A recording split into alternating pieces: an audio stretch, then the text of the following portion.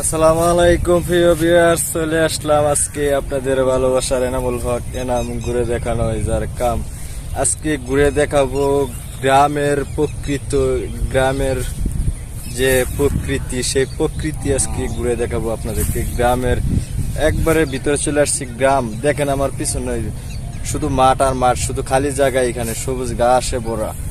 এখানে শুধু ধান চাষ হইতো, ধানের আবাদ হইতো। এখানে ধান কেটে নেওয়া হয়েছে, সেজন্য ঘাস জ্বালিয়ে এখন একবারে সবুজ হয়ে গেছে।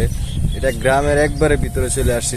আমার দেখেন পিছনে ধান কেটে সেই নেড়া এখানে রেখে গেছে, ধানটা নিয়ে গেছে, ধানটা পরে রয়েছে, এই নেড়াটা পরে রয়েছে এই সাইডে।